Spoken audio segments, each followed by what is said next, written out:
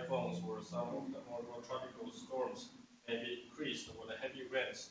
And Taiwan is mostly mountains. So if there are heavy rains coming more often, and we may have more landslides or mudslides, which is very dangerous. So we think that climate change may be a relevant issue for all the Taiwanese people to care about. According to this index of climate change performance released in 2016, Taiwan is not performing very well in terms of the index. It was ranked like number 52, very poor among all the 58 countries being evaluated. So we can see that there are several different areas that they use, including renewable energies. Now renewable energy only constitute not under 5% total energy generated in Taiwan. And climate policy is also not very strong, and pollution management and also management law just enacted at the end of 2015, but that was one of very few policies related to controlling CO2. So I think there's still a long way to go, and it depends on both policy making and also the efforts of the general public. Later, I'm going to introduce some of the factors that we are trying to examine in this paper. The number one is some of the demographic features. In the Western world, the risk communication literature indicates that there's a white male effect. Okay, so this group of people usually perceive risk to be low, but in the Taiwanese context, it seems to be a young male effect. So male in Taiwan or young people in Taiwan usually do not perceive the climate change to be a serious issue or do not concern about climate change too much. So we will examine some of this demographic feature to see how they are related to their participatory behaviors. The second part is communication patterns about climate change. We examine two things. One is the diversity of information sources. Most of the current literature examines how much people are exposed to issues about climate change or the environment, and mainly about exposure and attention. But rather than examine exposure and attention, we focus more on the diversity of information channels that people are using. The second part of this is that we also focus on active communications. By active communications, we mean that how much people actively search for information and how much they discuss or share information with others. And we believe that these two different aspects of communication patterns may have some impact on people's behaviors. The second part is ecological belief. So it reflects a set of worldviews about the human-nature relationship, and it is often measured by a new ecological paradigm. And we know that this is mainly developed in the Western context, and we do some pilot studies and also some of the previous tests, and we adapt only a small subset of those measures in Taiwan because that's the only reliable sets of scales that we can use. But the whole idea of environmental values or ecological beliefs is still applicable.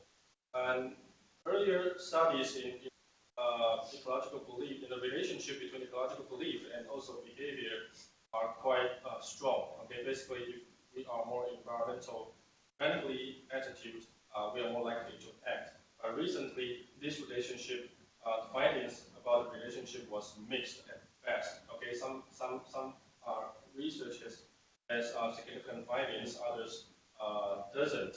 So in Taiwan, ecological belief was not a significant predictor of pro-environmental behaviors. We get different waves of data collected since 2009. Okay, so those are the studies that we did. The next concept we are examining is called risk perception. In particular, we look at both an emotional state called worry and also concern. Emotions such as fear and worry may have significant implications for people's behaviors in relation to climate change. But to date, most studies examine negative emotion focus on fear, especially messages using fear appeals. And fear appeals used to be considered as a very effective uh, method in promoting maybe health behaviors and also in pro-environmental behavior. But again, nowadays people start to think about that fear may get backfired, and because if people don't know how to manage fear, don't know how to do not have sufficient level of efficacy, they may not to have they may just convince themselves that climate change doesn't exist. Okay, so fear may backfire as well. But we worry is less a research topic in current literature. So we also, but it's also a very important concept. So this paper will focus more on worry than fear.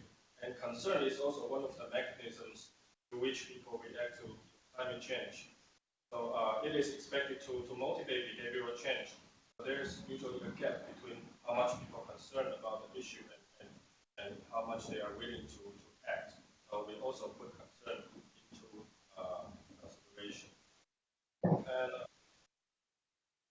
the last concept we are trying to examine is efficacy. As I said, fear or worry or concern sometimes may drive action, but sometimes may not. And some theories suggest that the key aspect may be efficacy. If people are feared, if they are worried, and at the same time feel that they are capable of dealing with the problem, they are more likely to act. So that's why we think that efficacy is important factors to include it. So self-efficacy is defined as judgments of how well one can execute course of action required to deal with prospective situations. And it is, in many studies, the idea is positively related to individual pro-environmental behaviors. Um, it is been found in several different cultural contexts. Okay, so I'm going to quickly go through this methodology parts. So this is based on a computer-assisted telephone surveys of Taiwanese citizens 18 years and above. So this data was collected from October 23rd to November 6th, 2015. And we do some random sampling to make sure that our data is very representative of the Taiwanese population. So the sample size was 1,202, and we after deleting some irrelevant samples, the final sample we are working with is 989. So later, Professor Shi is going to present some of the findings of our data. Thank you.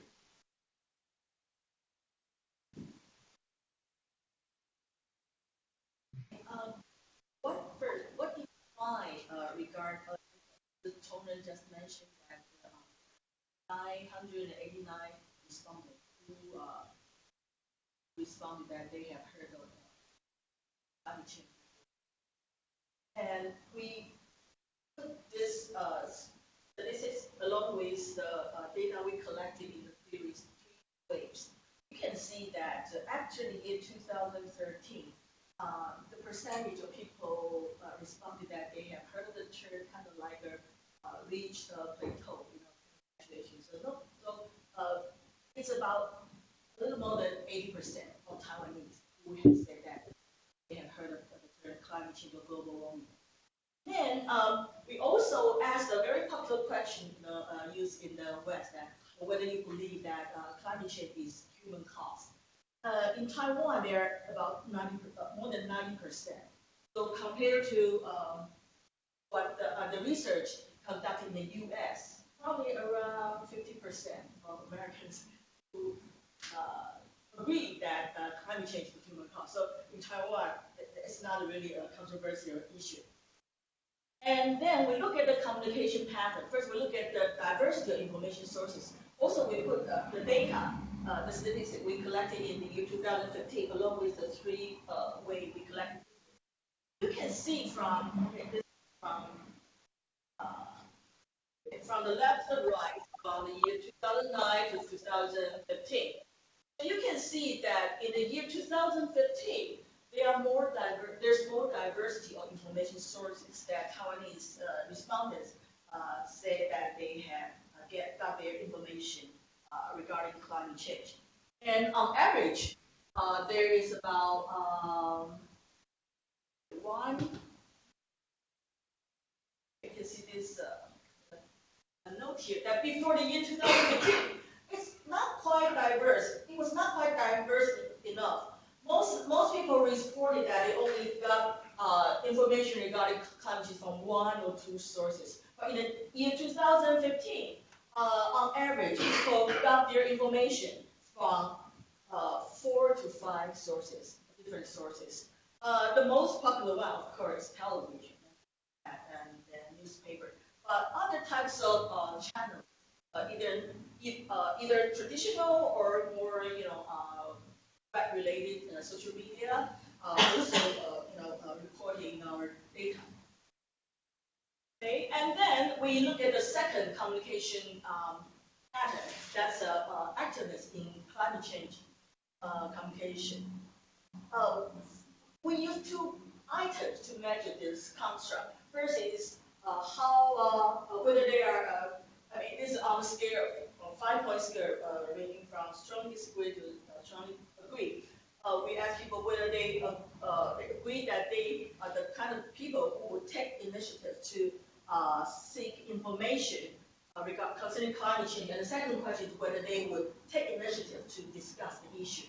And you can see from this graph that more than 40% of our respondents say that they would seek information regarding climate change actively. And there's nearly 70% of our respondents say that they would discuss the issue with other people. Okay, and then about the emotional components of perception.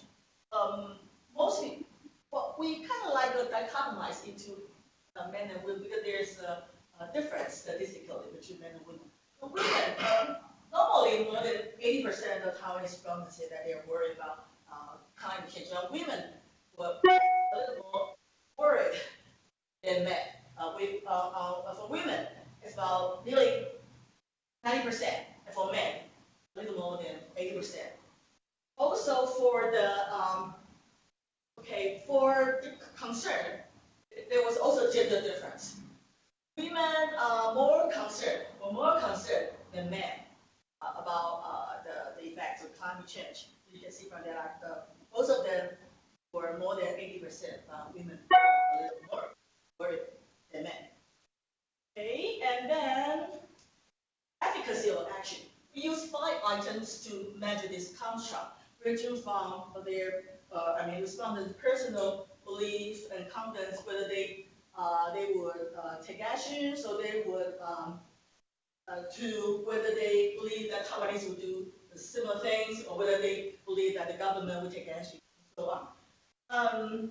We can see from here that most Taiwanese have more confidence and believe in their own change for climate change mitigation than in other people, but there was no gender difference found in this comparison. All right, and ecological attitudes. Well, we use 3 measures to use this construct. More than 90% of Taiwanese respondents expressed that they were positive about regarding the relationship between human beings and nature. So we combine them to form a construct. Okay. Then our first dependent variable is in the individual level of eco-friendly practice. We use 14 or something to form this index. You can see from this statistics that the best that Taiwanese respondents say that they have done recycling. The first one, recycling glass bottle, can, plastic bottles, and papers. And then for most of the behaviors for the buttons, have more than 80%. And the least people say they were doing are bicycling. It's also, it has to do with the transportation structure in Taiwan. It's not, bicycling became popular recently, but it's really not part of daily life that they would do, like biking for work or for school. But the one that appeal kind of low on the surface is actually pretty good, compared to what Americans are doing. That's the one okay, adjusting the diet by eating less meat. They're nearly 60%. I don't quite remember the figure for Americans. I think it's like 10 or 20%. Yeah. Well, I don't want to project any inference on that. If we want to take a guess, religion, the philosophy, Taoism, or Buddhism may have to do with why people can practice this a little better than non-Taiwanese or non-Easterners. And for our second dependent variable, the civil level of eco-friendly actions, we use 10 items, about 10 items to measure this. You can see from here, this is percentage, you can see from this that the city level of actions, the percentage is much lower than the individual level. And the best that people claim that they have done is assist in maintaining community surveys regarding climate change. But for the others, it's either around 10% or much lower than that. Anyway, we kind of like combine all those actions into an index. Okay, then because the major purpose of our this specific research is to compare whether there is difference between Taiwanese public individual level of environmental friendly behavior and the city level of such behavior. So we ran two separate hierarchical regressions. And for the first column is on the individual level, and the second column is on the city level. And we use several independent variables we just mentioned to predict the effects on the two respective dependent variables. You can see from the first column that gender, women and younger people, and people have more find that they have more diversity of information sources regarding climate change, and they have stronger efficacy in their possible actions, predict positively the individual level of behavior. But for the civil level of behavior, it's a different pattern. Of course, there are some shared predictive factors, such as diversity of information sources and efficacy. However, a little older people and people who are more active in communicating climate change, and people who were a little bit more worried about the issue, and people who that's it, and could practice more civic level of environmental eco-friendly behavior. So what does it all bring us to our conclusion, our prediction, or projection? As Tong Ren just mentioned, there is this Western white male effect regarding climate change behavior. But for Taiwan, at least, there's no single male effect or young male effect because we don't have this ethnic, distinction. We found that for perception, for example, worry or concern, there was a gender difference. Women were a little more worried, more concerned than men about the issue. And for the individual level of practice, we found all male effect. What does it mean? Older men were doing poorer. younger, the people who are younger, and women. But for the civic level of eco-friendly practice, there was this less educated young male effect. What does it mean? It means that people who were more educated and who were older and women were doing a little better. So in other words, for the individual and the civil level of eco-friendly behavior, there are two different patterns. So if we want to move ahead to think of or talk about how we can campaign or we can make people or make policymakers do something about it, we should remember these are two different patterns. For example, if diversity of information sources is a positive predictor, we can still use different channels of communication, channels of communication to raise the issue, to discuss the issue of climate change.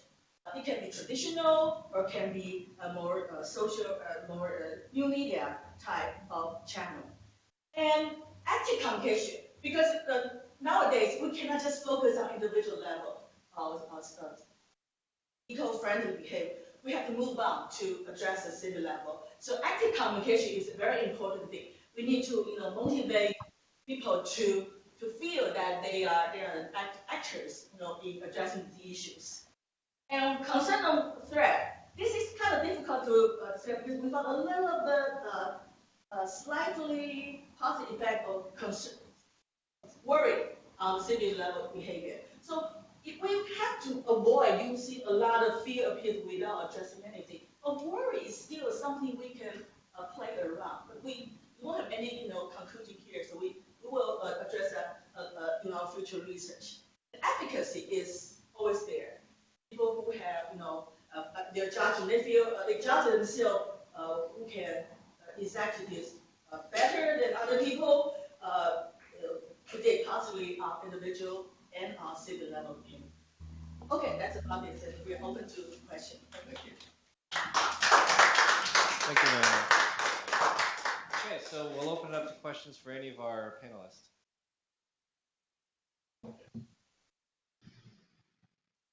Yes, I actually had a question for Sibo about you had raised the specter or the lack of the romantic gaze in nature in your case study. And do you attribute that to some kind of rural-urban divide? Is it economic conditions, or are the sort of broader cultural or national attributes happening that for the fact that we don't see it? Yeah. So I use the concept of romantic gaze, like the way it's defined in the literature. It's more talking about urban dwellers, the way they're looking at suburb or the west, the wild west, like here in the North American context. I think the lack of that kind of particular conception for the interviewee or for people in general in Heyang is because, like what I said, the way they interact with nature is very different.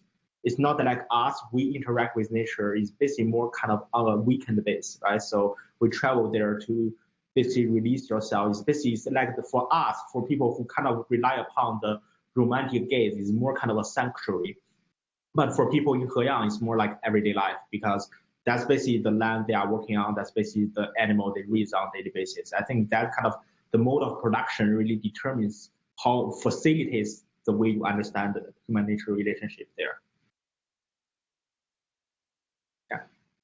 And I would just like to add that if we take a historical perspective, Marx has a fantastic analysis about how Western civilization is actually a history of cities, from the rise of the city-state to the opposition between the town and country in the Middle Ages, and then the burgeoning development of industrial cities in the modern era. But China itself is agricultural civilization for thousands of years, so the historical trajectory is somehow different. Thank you both. It was an interesting panel. This question is actually for our second panelist. Yeah. I really enjoyed seeing your work because I think there needs to be work outside the U.S. focus where a lot of that has been done.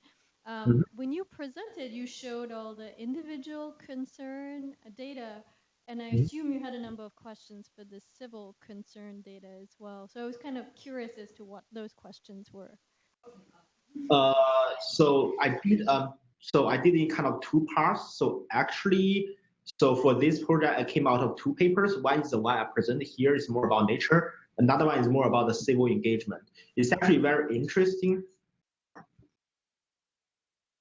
For them, sorry. That's okay. Oh, that's okay. We were actually kind of interested when you started, but I heard second. Yeah. I said second, so it's a little bit confusing. Yeah. Sorry about that. oh no, it's okay. Yeah. Were you asking individual or civic? Civic. Okay. Other questions that we use: lobby for candidates supporting climate change action, voting for candidates supporting climate change action, participating in relevant civic protest boycotts. So it takes efforts, not just individual. Yeah, because I'm thinking of the latest YCC survey that they did, and I think for those that they call the alarms, right, the U.S. who are actually doing things like that. Yeah. Civil action. So the percentage not really not good. Yeah. I have a question about the heritage houses. So if I understood the presentation correctly, people more desirable was living in the new construction, with the heritage houses being in, I think the quote was houses of suffering. And so I'm wondering if there's any policy that's promoting some kind of middle ground where there's a restoration of the heritage houses so that they're more conducive for people living in them. The third thing is now there's no actual policy that could work for those who live in the heritage houses, basically, because as you might know, the housing market in China is totally commodified and marketized nowadays, and the governmental attempts to build cheap houses for poor people is the policy is there, but it's not working right now yet. Yeah. So that's the sad thing. As I presented during my presentation, as I pointed out, that some of the peasants they want to rebuild their houses, but it was prevented from the policies for protection of the heritage houses, and then they want to move to a nearby town or move to the new houses built in a village, but they just cannot afford it. So the government is not like building houses for these poor people yet. Thank you. Any other questions? Thanks. Okay, with regard to the environmental or climate change issue, and I'm wondering if there are any kind of political tension regarding the subject matter in Taiwan, because when it comes to white male effect regarding climate change or reducing CC probably in the United States, and it's because white male are more likely to be conservative, or they are more likely to support the industry side, and then they are more likely to be kind of opposing the environment, eco-friendly actions. But if it is not, and then we only need to kind of enlighten the people and all the male or less educated people.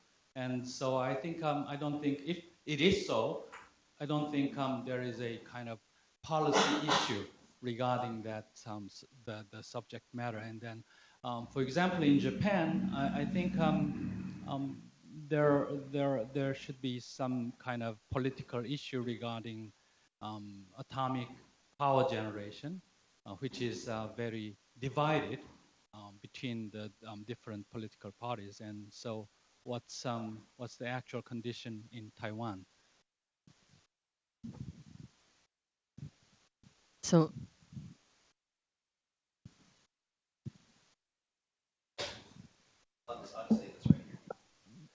uh, it's on already. Okay. Well, that's a very good question. So also, I'll start first, and then Chongren may add up, to his opinions. Yeah, in Taiwan, as the figure we just shown, 90%, more than 90% of people who believe that climate change is human caused. So there is no this, divide like in the U.S. However, in terms of the solution, for example, the use of alternative energy, there's a big divide because the nuclear disaster in Japan, in Taiwan, we starting in the year 2011, we had very strong, anti-nuclear energy movement. So we had this like big divide between whether you want to switch to renewables or nuclear energy. So that's what is controversial and political in Taiwan. Yeah. So you want to add something to that? Thank you for the question, and I think that's a very very good one because we know that some of the difference in risk perception in the white male effect is more about the ideological differences. But the young people and also maybe male in Taiwan, I think that's a less of an ideological one. Um, uh, and based on our previous survey, we are surprisingly we found that especially college students, their pro-environmental behaviors are very very poor. So I think maybe this is more of a contextual. Uh, uh, there are some contextual reasons than ideological reasons because it's very convenient to dump your garbage or not to do recycling on campus because we have some professional garbage collectors that provide services for college students. So I think this type of contextual factors might impede college students from doing more environmental friendly behaviors. And also in Taiwan, I think we have some policies that are very good. One is we need to buy garbage bags, and so because of that, people try to reduce the amount of waste and try to put everything uh, uh, recyclable into recycle. So that reduce a lot of the amount of waste. And also now we charge shopping bags. So and so people now have already developed a habit of bringing their own shopping bags when when they go to grocery stores. And these two are very successful policies. But as you can see, I mean, in the charts, these two, the percentage of people who are engaged in these two behaviors are very high. But for other behaviors that are not regulated by policy, it's not very good. So I think in Taiwan, probably I think one way to encourage people's participatory behavior is through policy, and that maybe is a good way to do so. So that's. So we're out of time. So let's thank the panelists for their time. Thank you all. Thank you. Thank you. Thank you. Thank Okay. Yeah. Okay, I think we were hanging out. Okay. See you guys. See you. Have a nice one. Yeah, take care.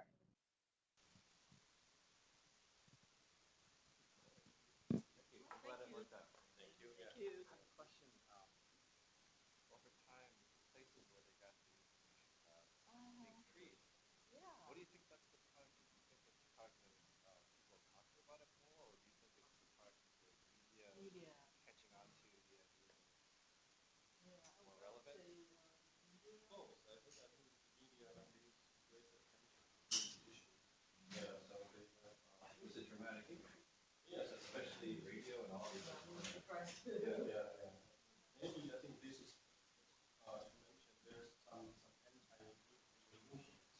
So then this has been connected to climate change as well. So I'm not sure if media coverage increases because of the protests are increasing and reach increasing also turn people's attention also. Especially after the 2011 And you're right there, so the water. Close to Japan. Yeah. Warnings about tsunamis as well. And because of the fear of the natural disaster. Right. We have most.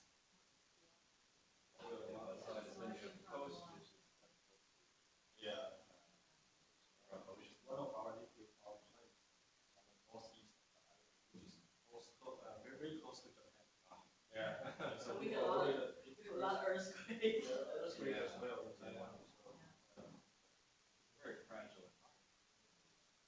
And I guess one of the reasons why people worry too much in this country, first it's a big country, and Won't sink. and we're not as susceptible as a unified nation because every part of the country is different kind. One other thing is there is the oil industry. And in Taiwan, we don't have oil. Yeah, oil is imported. So we don't have manipulation of those businessmen into the climate change. So the belief of anthropogenic climate change is very high, 90-something%. Very different from what we see. Basically, we don't have much problem convincing people that climate change is happening. I think we are facing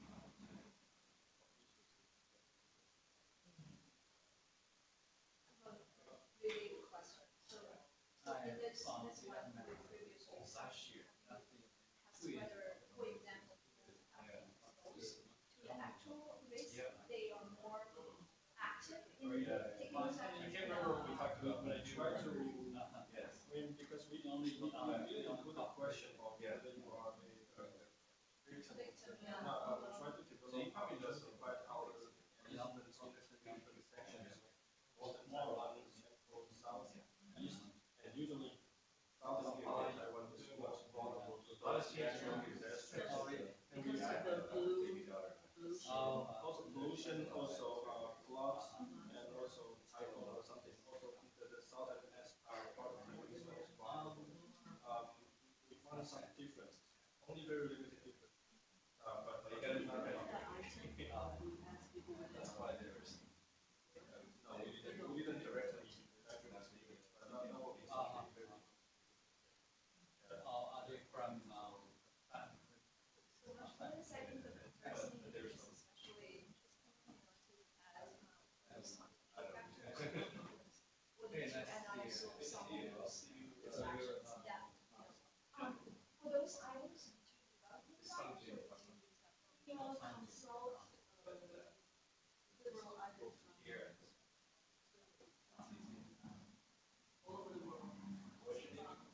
some But we have to adapt to Yale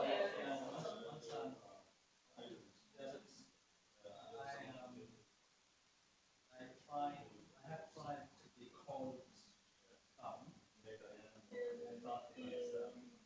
the year 2000, it was our first time to include this. It's very difficult. Previously, we didn't even think we could ask this kind of question. It's hard to convince ourselves that we don't engage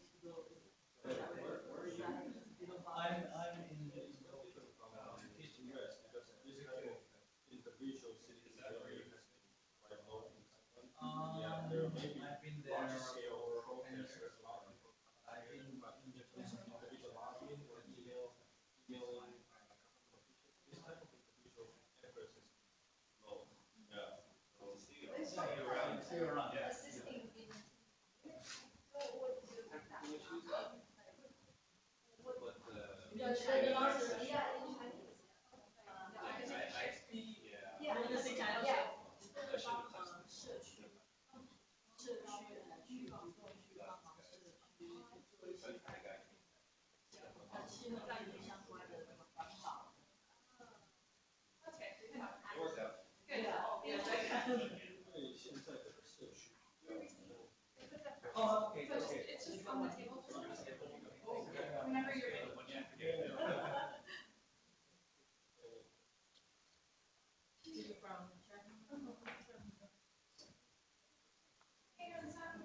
All right, got through. Nice and relaxed. Are you taking the bus to the gardens?